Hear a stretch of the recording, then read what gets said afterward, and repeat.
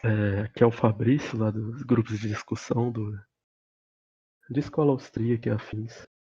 Eu vim fazer um vídeo aqui sobre praxeologia, né? Porque a gente vive um tempo aí que tem tanto crítico, mas infelizmente nossos críticos eles nasceram com conhecimento inato, né? Do que o Mises escreveu e acaba que nenhum consegue explicar o que o Mises defende quando ele fala de praxeologia. Só que a maioria não sabe, mas esse conceito é muito mais antigo que o Mises. O Mises talvez seja o cara que ele pegou e formalizou isso tudo. Porque esses conceitos vieram do Menger, que é o pai da escola austríaca, né? Então, a primeira coisa que a gente precisa esboçar é o que o Menger chama de leis exatas e leis empíricas. E como é que é isso? O que o Menger faz no livro dele? É, mais especificamente no Investigations, investigações do método das ciências sociais, né? O que ele faz? Ele pega, ó, ele diz que os tipos de relações típicas, que são, no caso, as leis do mundo dos fenômenos, elas não são igualmente estritas em todos os casos. Quando você traça um olhar sobre ciência teórica, você acaba aprendendo que antes que as regularidades na coexistência e na sucessão dos fenômenos, elas são em parte sem exceção. Então, na real, né, elas são tais que a possibilidade de uma exceção ela parece totalmente fora de questão. Só que algumas delas elas se comportam de tal forma que realmente elas se mostram sem exceções. Ou, sei lá, em alguns casos as exceções parecem possíveis, né? Então, as primeiras são chamadas leis da natureza. E essas últimas que eu expliquei são as leis empíricas.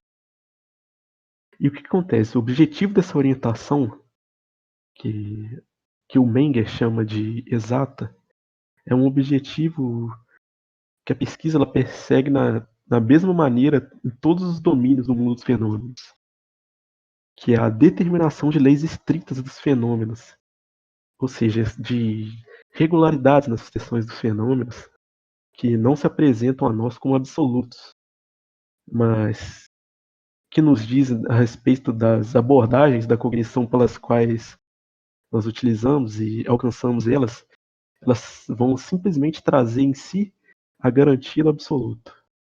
Então, é a determinação das leis dos fenômenos. Comumente a gente chama de lei da natureza, mas de forma mais corretamente, elas deveriam ser designadas pela expressão leis exatas. Isso daí é basicamente um trecho que até passa meio despercebido se você for ler o Investigations, mas é muito importante, porque depois desse trecho que fica mais ou menos lá pela página 50, eu tô com o PDF em inglês aberto aqui, é mais ou menos, começa na página 50 e vai até a 70, por aí. Então, o segundo ponto é definir qual é o propósito das ciências teóricas que a gente chama de exata. O objetivo dela é até que simples, é a compreensão do mundo real, que é o conhecimento dele que se estende além da experiência imediata e nosso controle sobre essas experiências. Então, a gente compreende os fenômenos por meio das teorias na medida que nos tornamos cientes deles em cada caso concreto, apenas como exemplificações de uma regularidade geral.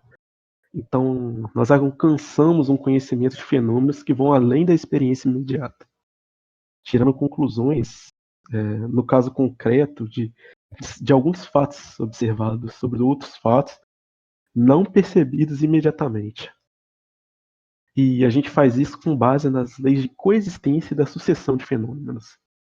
Então, acaba que a gente controla o mundo real, no sentido de que, deixa eu ver aqui como eu posso dizer, com base em nosso conhecimento teórico, a gente estabelece as condições de um fenômeno que estão sob controle, sob nosso controle, né, para ser mais exato, e que são capazes de produzir o próprio fenômeno.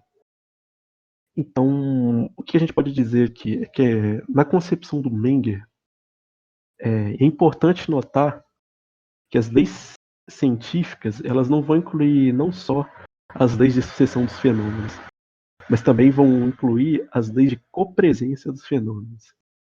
Então, o Menger não está apenas ciente das regularidades em que há uma separação temporal entre um fenômeno genérico A e um fenômeno B, por exemplo.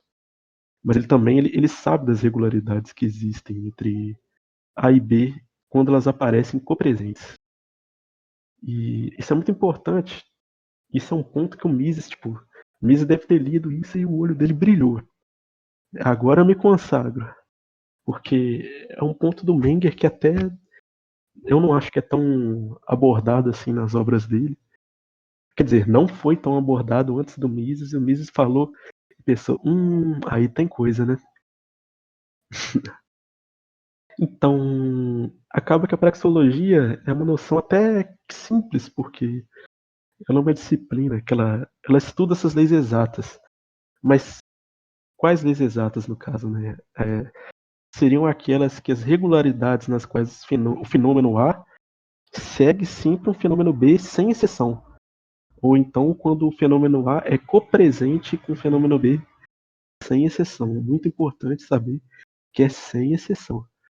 Ele praticamente está tratando uma dedução aqui. Então, quando o Menger se refere a uma pesquisa exata, ele se refere a um estudo de leis exatas em torno de todos os reinos do universo que a gente vive, né? Tanto um reino físico, reino social. E já quando o Mises ele se refere à praxeologia, ele está se referindo ao estudo de leis exatas exclusivamente no domínio dos fenômenos sociais. Então, a gente já delineou aqui o que é a praxeologia. Agora, a gente entra em um outro problema, que é a relação entre dois fenômenos não idênticos. O que seria isso? Ora, embora a concepção de praxeologia seja simples, como eu disse, a prática dela é difícil, realmente difícil. Se você ler, pelo menos comigo foi assim, quando eu li o Ação Humana, pelo menos os 4 primeiros capítulos pela primeira vez, eu achava que praxeologia é simplesmente dizer que o homem age e decorar aquelas definições de ação que o Mises dá e o que precisa para o homem agir, só isso. Mas é bem assim não, a coisa é tensa, né, como diria. Então, acaba que é fácil definir o objetivo geral da praxeologia, né? Que, como eu disse, seria o estudo das leis exatas dos fenômenos sociais. Mas é difícil mesmo você conceber ou formular uma lei exata válida em um determinado domínio social, como é o caso do domínio dos fenômenos sociais de mercado. Então, a gente mais ou menos, para entender melhor isso daqui, dá para ilustrar uma passagem do Mises, do funda, que ele fala sobre isso no Fundamento Último da Ciência Econômica. O que ele fala? Ele fala que a primeira e básica conquista do pensamento é a consciência das relações constantes entre os fenômenos externos que afetam nossos sentidos, que seria tipo um fecho de eventos que são regularmente relacionados de uma maneira definida e outros eventos e não, né? Vamos parar por aqui que eu falei merda agora. Vai ser relacionado de uma maneira definida a outros eventos e isso é chamado de coisa específica. E como tal, ela é distinta de outras coisas específicas. Então, o ponto de partida do conhecimento experimental é a cognição de que um A é seguido uniformemente por um B. Então, a utilização desse conhecimento, seja para você a produção de B, ou seja para evitar o surgimento de B, é chamada de ação. E o objetivo principal da ação é provocar ou impedir que B aconteça. É uma definição bem diferente de ação, né, para quem está acostumado com a ação humana, principalmente. Mas aí E o que a gente pode comentar aqui? É que a gente está falando sobre dois fenômenos não idênticos, A e B, e como provocar B, ou então impedir que B aconteça, por meio do próprio fenômeno A, no caso. Então, a preocupação da praxeologia são apenas essas leis exatas. E o que isso quer dizer, né? São as leis nas quais B deve necessariamente acontecer se A acontecer. E não com leis empíricas, para usar o termo do Menger aqui novamente, em que B pode ou não acontecer se A acontecer. Então, o objetivo sempre vai ser demonstrar uma relação exata entre os fenômenos não idênticos A e B, de tal forma que a produção e emergência de A deve necessariamente produzir o fenômeno B. Sem exceção. É importante isso. Sem exceção. O Mises é um cara que gosta de dedução. Como o próprio Mises escreve, agora realmente é um trecho da ação humana, né? O conhecimento praxeológico torna possível predizer com certeza apodítica o resultado de vários modos de ação. Ou seja, para você entender a dificuldade envolvida em formular ou conceber uma lei praxeológica, a gente pode tomar como exemplo de uma lei deduzida da economia, que é fornecida pelo próprio Mises lá no Problemas Epistemológicos da Economia. Infelizmente a gente não tem traduzido, mas talvez a gente dê o jeito aí. Então, bora destacar a parte mais importante assim do que o Mises fala. Por exemplo, se a gente deduzir da nossa teoria que quando o preço de uma mercadoria aumenta, vamos chamar isso de A, fenômeno A, a produção também aumenta, fenômeno B. Só que, se a expansão da produção requer um novo investimento de capital, e isso vai fazer ser necessário um tempo considerável, né, um certo período de tempo passará antes que o aumento dos preços, novamente, que a gente chamou de A, acarrete no aumento na oferta, que a gente chamou de B no caso. E se esse novo investimento necessário para expandir a produção de B comprometer o capital de tal forma que a conversão dos bens de capitais investidos em outro ramo de produção seja totalmente impossível, ou então, se possível, somente ao custo de grandes perdas, né? E se alguém sustenta que o preço da commodity aí, em questão genérica também, vai cair novamente, então a expansão da produção, que a gente chamou de B, não ocorrerá de forma alguma. E em todo o processo, não há nada que a teoria não possa explicar a gente de forma imediata. Então, a primeira coisa que a gente tem que notar nesse exemplo do Mises é que ele está discutindo aqui um relacionamento deduzido, como eu já disse. Então, o que significa o relacionamento estabelecido pelo raciocínio lógico. Então, a relação deduzida entre A e B nessa passagem, para o Mises, é do mesmo caráter lógico que as outras relações deduzidas da economia e da praxeologia. Ou seja, o Mises ele não vai prever ou conceber várias classes de deduções, com cada tipo de dedução diferindo, né, no que diz respeito ao seu grau de certeza, no caso. No sistema do Mises, então vai existir apenas relações deduzidas, a priori, de um lado, e relações que nos são mostradas pela experiência, né? Ou seja, que são relações empíricas ou históricas do outro lado.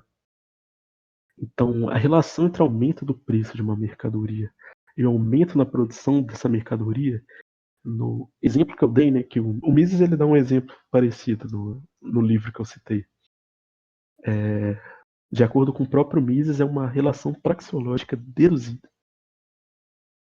Então, como a gente pode ver, né, caro Paulo Gala, Favaro e essa turma aí que eles nasceram sabendo Mises, né? Tipo, não precisa te tocar no livro, mas você conhece tudo e consegue fazer 10 mil artigos mostrando como a ideia dele é boba.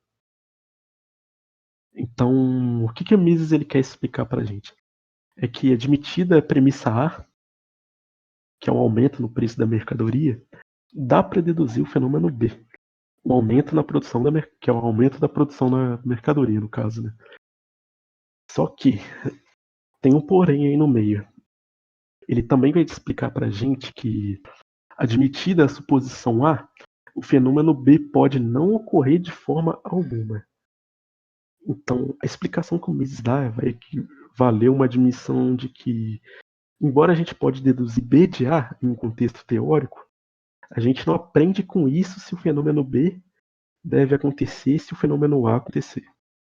Ou seja, nós não podemos dizer que, com base na nossa dedução teórica, aí no caso, né, o fenômeno B deve seguir o fenômeno A com certeza apodídica. Então, isso é bem claro, inclusive, na explicação do Mises.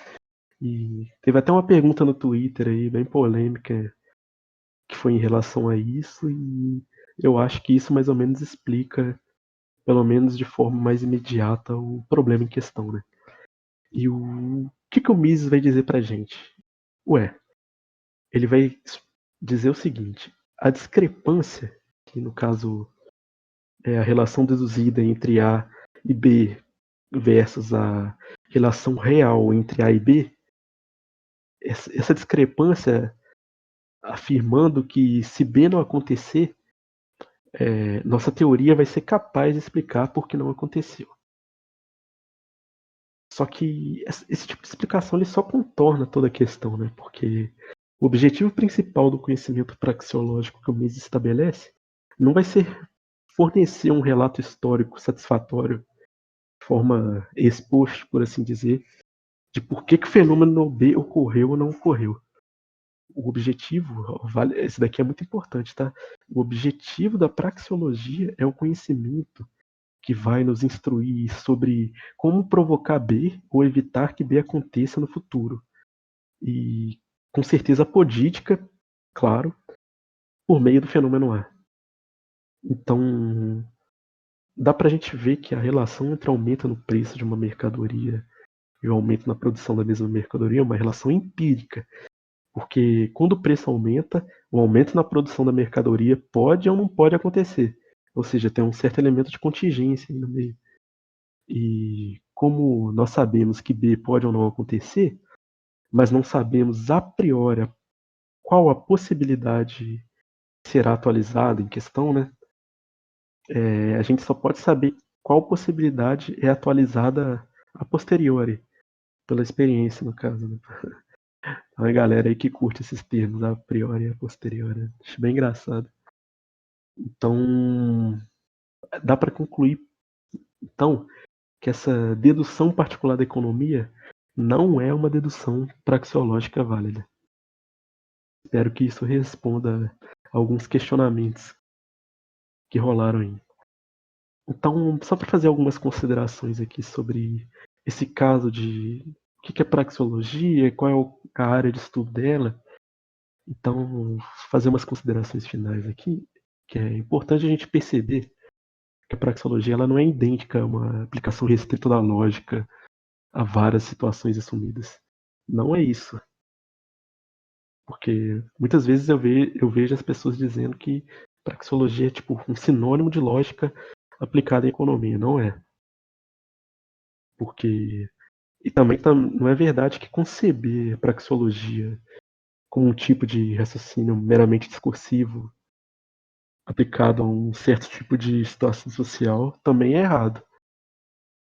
Porque, como o Mises enfatiza isso, é até chato você digitar agente homem. Acho que agente homem, se digitar nação humana, você vai ver, sei lá, mais de 500 vezes foi usado, principalmente para dizer sobre qual é o campo de estudo da praxeologia. Inclusive, tem um capítulo sobre isso, se vocês procurarem no sumário da ação humana, dá para vocês lerem melhor. Acho que é o âmbito e a metodologia da cataláxia, que fala mais ou menos a diferença, sei lá, a diferença entre praxeologia e economia, esse tipo de coisa. Mas é importante deixar frisado aqui que o objetivo da teoria praxeológica não são as situações, mas é a ação. E a situação nesse contexto, claro, vai ser concebido como fenômenos objetivos que ocorrem na natureza, que no caso não são assunto da praxeologia, pelo amor de Deus, hein, gente? Então, de forma mais rigorosa, podemos dizer, né? Na praxeologia não existe um aumento no preço de uma mercadoria, pela forma que a gente concebe um fenômeno social que é independente de um agente social. Porque esses fenômenos são concebidos como ocorrendo na natureza independente da volição, eles são objetos do que o Menger chama de ciência natural, que o Mises também. Ambos concordam 100% com isso, nesse sentido. É que, então, na praxeologia, um agente pode aumentar o preço de uma mercadoria, ou então ele pode observar um aumento no preço de uma mercadoria. Isso são ações, e como tais, né, são objetos do estudo praxeológico. Então, vale frisar aqui que o foco da praxeologia não são eventos, mas ações.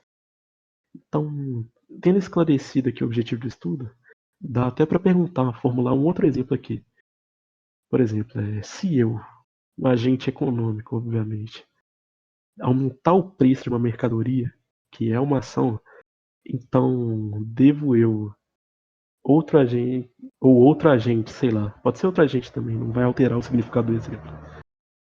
Então, devo eu ou outra pessoa necessariamente aumentar a produção dessa mercadoria, outra ação.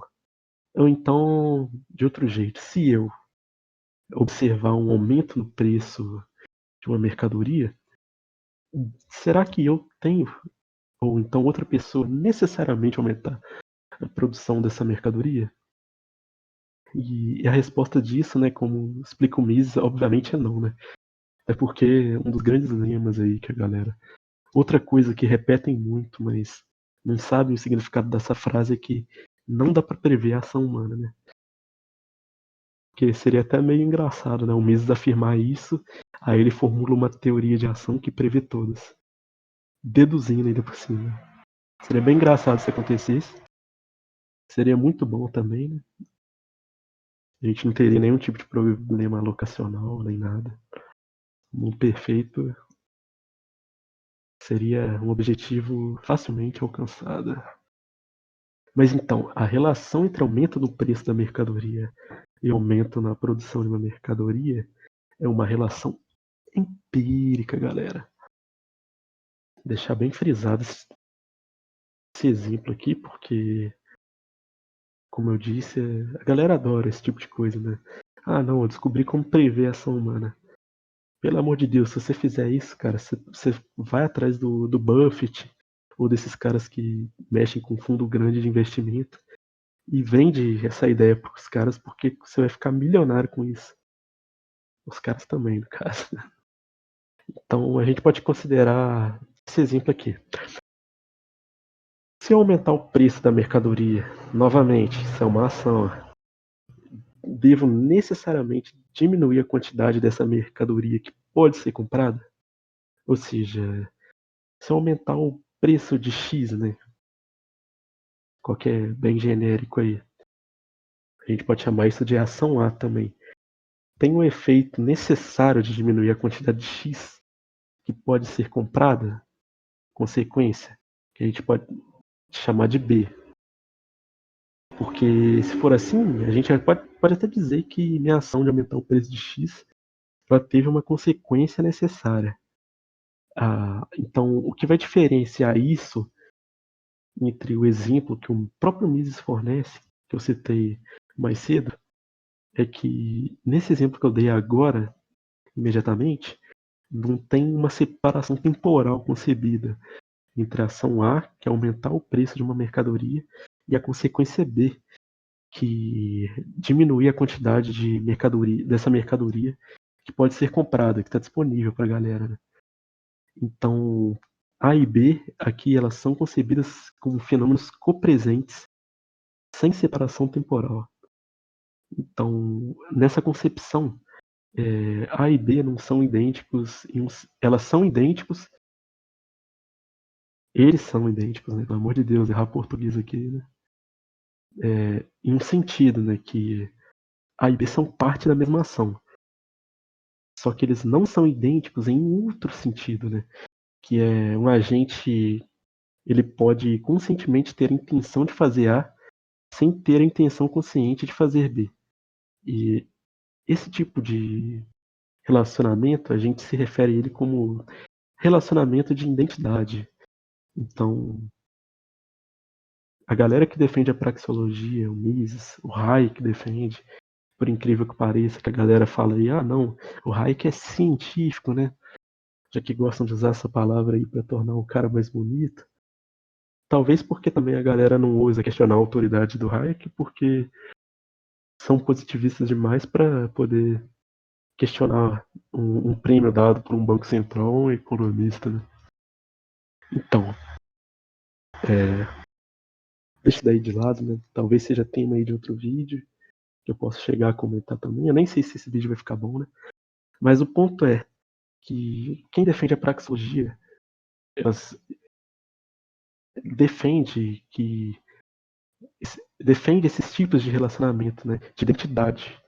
Ou então, como o próprio Mises usa, de transformação tautológica. E isso é a essência do que a gente chama de lei praxeológica, gente. Então, de início, a gente definiu mais ou menos aqui o que é praxeologia, né? Um conceito, trazendo mais um conceito do Menger, né? Para variar um pouco do que a gente lê no início da ação humana, porque, como eu mesmo disse, às vezes parece que não dá para tirar nada daquilo que o Mises fala, mas realmente é difícil, é algo que eu demorei bastante tempo para estudar também.